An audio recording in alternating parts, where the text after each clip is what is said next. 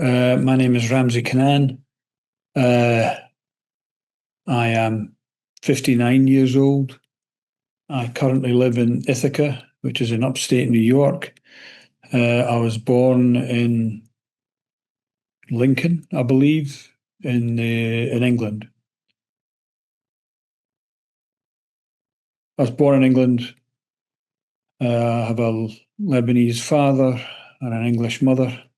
My father was an immigrant to the country, and he came over, I'm guessing in the 50s, actually to study medicine. Being a foreigner, it was very difficult for him to get a job. The only job he could get was in being the local or the resident GP, general practitioner. I don't know if they still exist in Britain. But anyway, he was the kind of local doctor for this mining village called Philip, which is actually in central Scotland. The nearest town is called Stirling. So we lived in Philip for a year and then moved to the big metropolis of Stirling, which had then a population of maybe 25,000.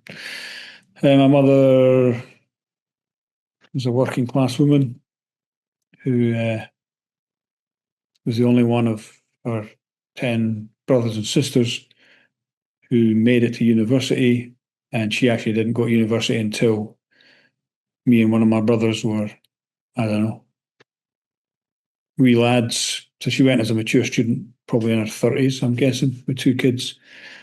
And I say she was the first one of her family ever to go to university. All that being said, so I grew up in this small town in Scotland. Sort of been growing up in the 70s. My parents were not political, but I had the undoubted benefit of growing up in a house full of books. And my mother in particular was always suggesting, I mean, not only do we have books on hand, and I was a member of 3 or 4 different local libraries. So I was a constant and voracious reader at an early age, and my mother was always sort of handing me books to read and taking me to library and, taking me to jumbo sales, as they're called in Britain, I guess yard sales or whatever, and picking up books. So I was a voracious reader, and I couldn't read any Arabic books in the house, of course, but anyway, it was, I'm presuming, since my household was not a political household as such, that it was through my reading that at the tender age of, by the time I was 13, which is in 1979, I had both decided that I was an anarchist and have remained an anarchist ever since, and also had a somewhat nuanced view of what anarchism was, meaning I knew I was an anarchist as opposed to a socialist. I knew that I was opposed at the time to both, the Soviet Union and the US in terms of their global geopolitics. And I knew, by the time I was 13, that I was not in favour of the British Labour Party any more than I was of the Conservative Party, etc., etc. I was also, by then I discovered the joys of punk rock. And so I was a kind of active participant, both in local politics and in anarchist politics, I guess, and also in the punk rock scene. And what was, I guess, what was then and still is called do-it-yourself, DIY, which is a terrible misnomer. That makes it sound kind of Ayn Rand-like, and it's all about individuals striving. And it's actually the complete opposite of that. It should be called something like, I don't know, doing it together with other people, something like that. But anyway, so I was involved in that kind of underground anarcho-punk scene in particular. So, I played in a punk rock band, and it was through my involvement with punk and politics, particularly in the late 70s, early 80s, was with the anti-nuclear movement. I think I went on my first CND, which is the Campaign for Nuclear Disarmament. I think I went on my first CND march in 1979. And it was on that march that I bought my first anarchist newspaper, um, which was Extra, I think it was. And one of the reasons I bought it was because it was being sold by these punk rockers, were kind of paper selling this paper. So anyway, so it all kind of coalesced in the late 70s for me. And it just kind of went on from there. I started distributing fanzines and other underground literature. And again, in the early 80s, I made my way to the big city of London every school holiday I had, and there tabling at a crass gig, a big gig in a big squat in London. I think this was in maybe 1981. I discovered these folks from Houseman's Bookstore who were also tabling at the show, and I was kind of wandering around with my plastic bag full of fanzines, kind of harassing the audience, saying, "Do you want to buy a fanzine, mister?" And there was this bunch of these old dudes, or very old to me anyway. They're probably only about 10 years older than I was. But anyway, these old dudes with like big beards sitting behind the table. And I thought, this is fantastic. They had the right idea, and they had this big table of literature. So being the annoying whatever I was, I don't know, 14, 15-year-old at the time, I went up and started badgering them with questions. And it transpired that they were from a bookstore called Houseman's Bookstore, which actually still exists in London in King's Cross. 5 Caledonian Road, King's Cross. So I sort of barraged them with all these questions. And then so immediately then went to visit Houseman's bookshop. At the time, Houseman's was it's actually owned by the Peace News trustees. So ostensibly it was well, at least the building was owned by the pacifists, Peace News, Peace Pledge Union, that kind of thing. But the folks that worked there were a mixture of anarchists, communists, Trotskyists. But it was the kind of this fantastic radical bookstore. And more importantly, I guess, for my genesis, they were also involved in publishing and distribution, of meaning of other stuff beyond what they published. And of course, they had a bookstore. And so in many ways, and in every way, pretty much, they were kind of my mentors.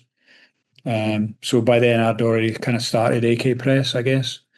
Though I didn't have a name at that point. I was already doing my distribution, and then I started publishing stuff with the help of folks from Houseman's. So I started doing these joint publications. So it'd been in the 80s. And I think whenever I put out my first catalogue, by then I already had, I think, several hundred items that I was distributing. And I thought, I'm going to have to give it a name, I suppose.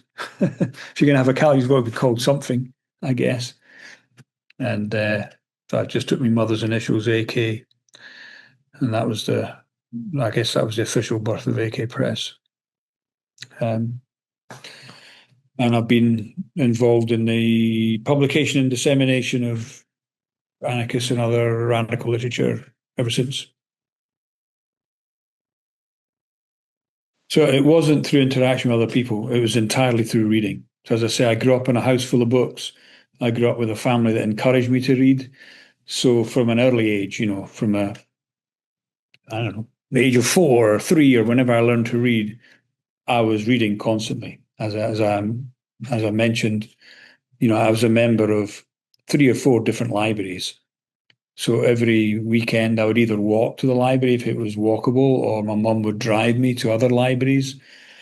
And so, I was probably taking out 5 or 10 library books every week and reading them on top of what was in the house available, and on top of what I was also buying at these, yard sales or whatever. And so it was through reading that I got my opinions in the world, through reading the newspaper, through, so it was that was the lens that it got filtered through.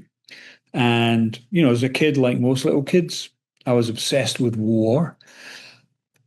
And my mother was very good and very clever. She never admonished me or never said, I don't agree with that or whatever. But being a smart woman who was kind of a voracious reader herself as a kid and as an adult, so she's saying, all right, if you're into war, as well as reading, Captain Strong defeats a whole panzer division, with a pea shooter or whatever the fuck, the usual kind of war books on war, and comics and all that. And I say I read voraciously and widely. I read everything from histories of German SS panzer divisions to biographies of Julius Caesar or Hannibal of Carthage, or, I read anything and everything about war. I was obsessed with it. So my mother would say, why don't you read Catch-22 by Joseph Heller? Why don't you read All Quiet on the Western Front by Erich Remarque? So she was subtle in her suggested readings. And also because she'd read as a kid all the classics, she was already giving me, read Animal Farm, read Brave New World by Aldous Huxley, read One Day in the Life of Ivan Denisovich by Solzhenitsyn, read all this stuff. So I think it was reading around the classic literature that I kind of came to anarchism. And then once I discovered anarchism, which I may have discovered maybe by reading Camus' The Rebel. So again, you're talking me being a precocious kid reading this stuff age, 9, 10, 11, 12. So that was the kind of ferment. And then when I discovered it and thought, anarchism, that makes sense, I then go to the library and get every book I could on that subject. I remember there was a documentary, there was a 6-part series of the Spanish Civil War came out on the TV in Britain. Again, this would have been in the late 70s or early 80s.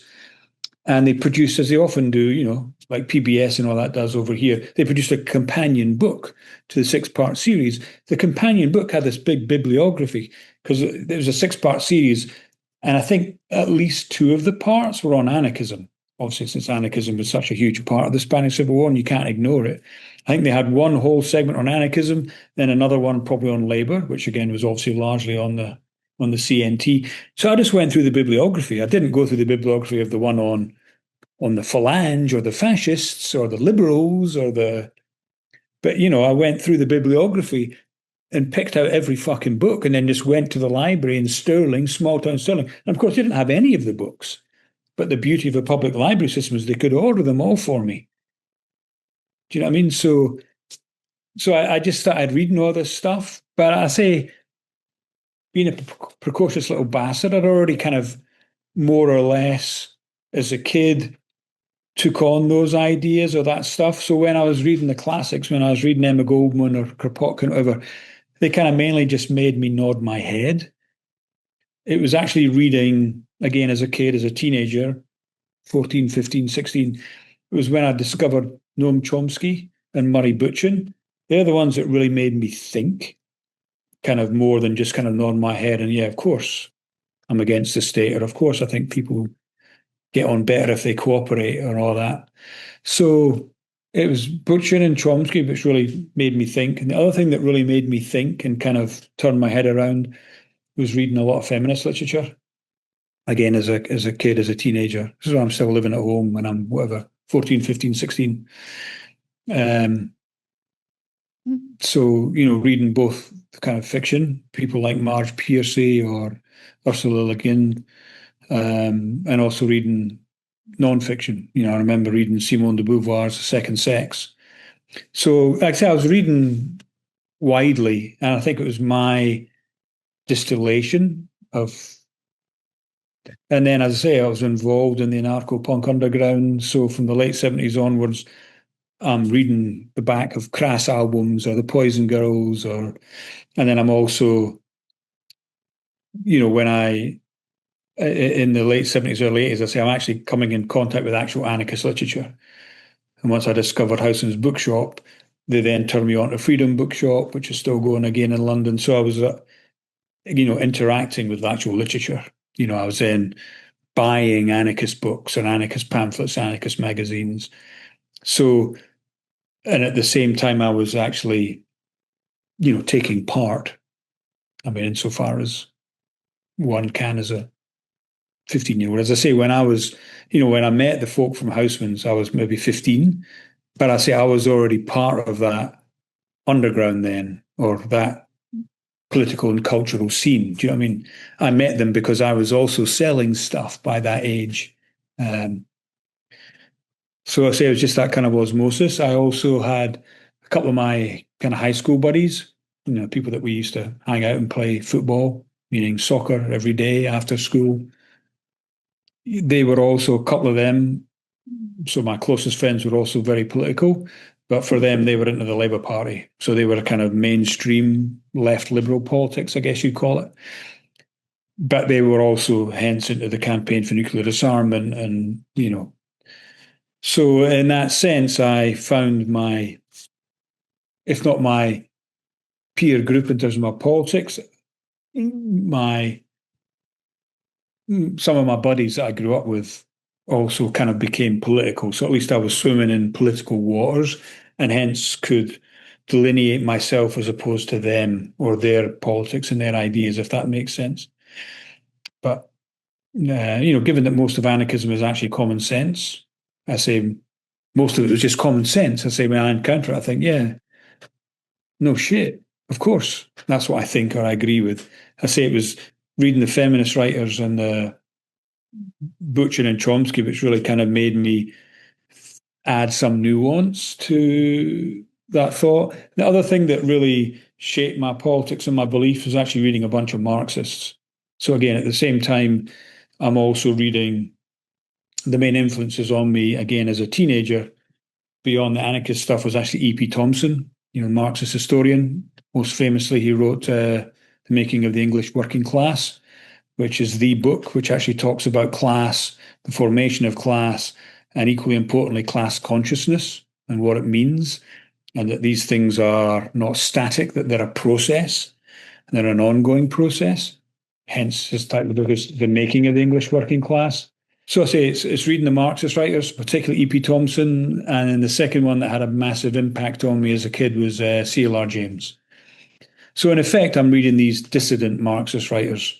And then later on, kind of when I encountered Morris Brinton. So again, it was the writings of Morris Brinton and another, basically, like C.L.R. James, it's often kind of Trotskyists who, when they abandon Trotskyists, or rather when they abandon Trotskyism, become more what we called in Britain libertarian Marxists. So,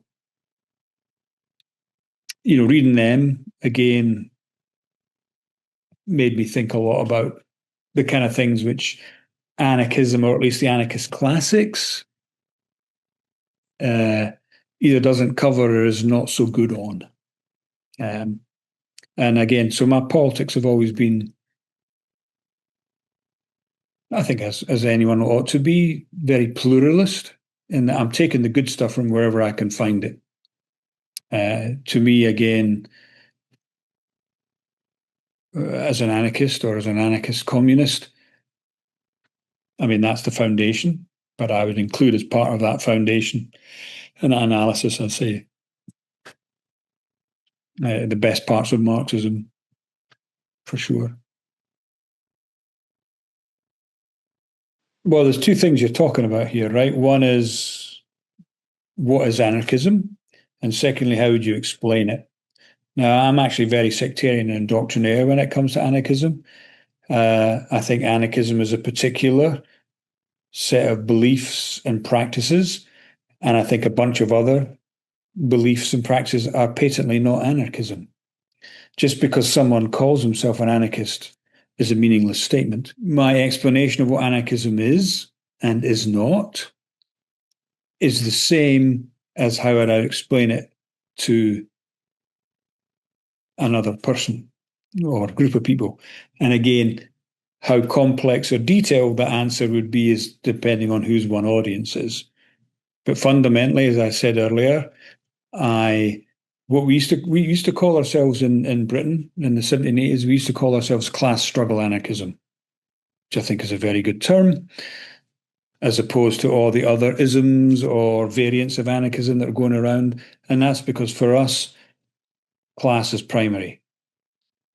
Right? We actually take the Marxist view that we live under capitalism, that capitalism is best explained by an understanding of how it works, and hence it's a class society, and hence that is our brand of anarchism.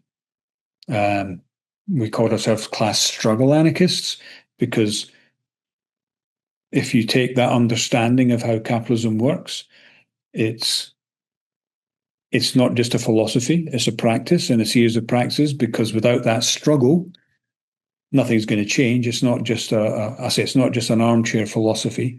It's not just a set of good ideas. It's actually a set of ideas and practices. And thirdly, we called it class struggle because, again, if you accept this definition of how society works, then the majority of folks in that society are the working class, and they're the ones that are going to change it.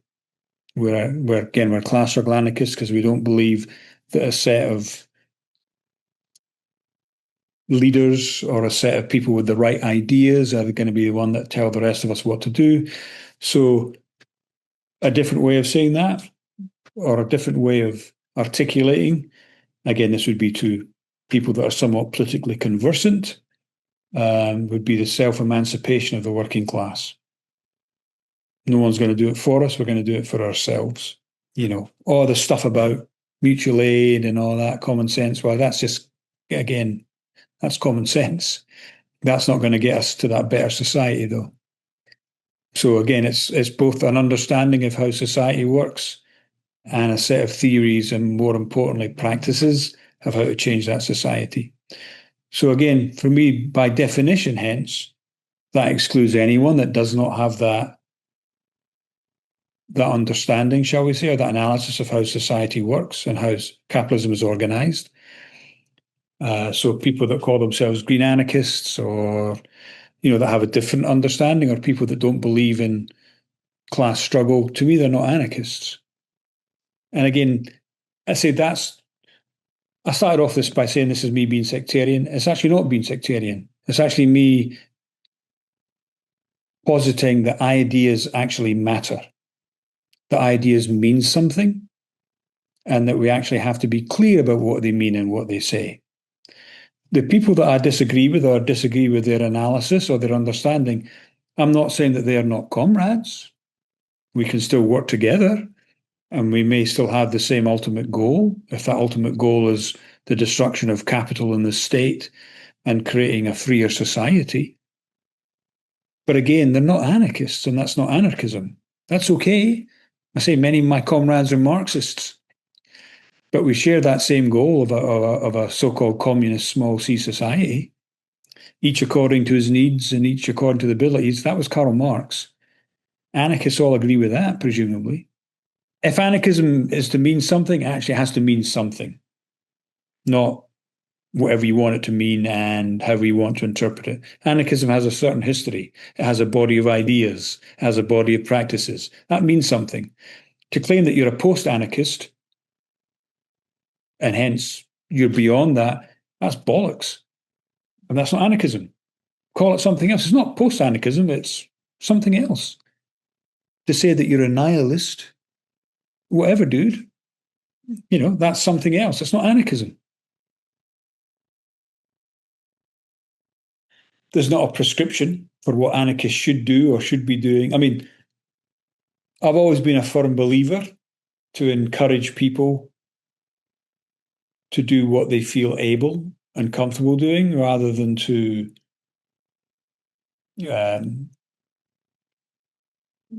what's the right phrase? Rather than to castigate them for doing what they're not able or not comfortable to do. So, what should anarchists do? Well, again, whatever they feel comfortable doing, whatever will help create that, whatever will help us move us forward personally and collectively to helping to engender a freer society and a freer world. That could mean a myriad of different things. I think what anarchism has been sorely lacking and still lacks, other than its actual understanding of what anarchism is and hence applying that correctly, I don't think necessarily that most things that anarchists engage in are anything to do with anarchism. Food Not Bombs is only anarchist because they say it's anarchist. I'm not opposed to Food Not Bombs, but I'm also not opposed to Catholic charities who do a much better job of feeding people that that need to be fed and that capitalism has left behind. Does that make Food Not Bombs more anarchist than Catholic Charities? I'm not sure it is. Does it make Food Not Bombs, better than Catholic Charities? Well, not if you're looking at the utility of what they do. So if one believes that change is going to come about by the process of building institutions and by building the wherewithal to actually create that change, then one has to attempt to build institutions. So I guess my contribution, for whatever it's worth, has been attempting to build institutions that will help push forward those anarchist ideas and practices. That's not the only thing to do, but what history has shown us and history has taught us is that shit happens all the time. Right? People go on strike, people revolt, there's revolutions, there's upsurges, there's breakouts, there's you name it. Happens all the time. We've seen it in the last, the last 20 years, shall we say. We've seen the biggest mass movement, certainly in American history, of the George Floyd uprisings. I mean, mass movement meaning there was more people on the streets consistently for a large period of time than ever before in American history, much more than in the 60s, much more than in the anti-Vietnam War movement, for example. We obviously saw the Occupy Wall Street. We obviously saw the whole Arab Spring, again, so-called across the world. So stuff happens all the time. What history also shows us and teaches us is that the folks that are organized actually are going to be the best ones positioned to take advantage of that. That was the case of the Spanish anarchists in 1936. They spent fucking 40 years organizing to get to that point where they could successfully fight back against the fascist coup and impose collectives and all that. The same is true of the formerly known as the PKK in Rojava. Right? They've been fucking organizing and fighting since the 1980s. Right? So again, they're the ones that are best able, again, to use more contemporary examples of what folks think is of good anarchist stuff. The same is true of the Zapatistas. When they emerged out the fucking jungle in 1994, they were refugees from the failed armed struggle movements of the 60s, i.e. the 70s. They'd spent fucking 20 years, 25 years in the jungle regrouping, licking their wounds and organizing. So if one believes that's how actually is the best way to make fundamental change, then we need to be doing, ideally, we need to be doing that long-term organizing, which I called earlier institution building. There's no easy way around it. No one believes that there's going to be a magic bullet kind of revolution solution, right? Most anarchists claim that anarchism is a process and revolution is a process. So then how are we actually going to enable that process?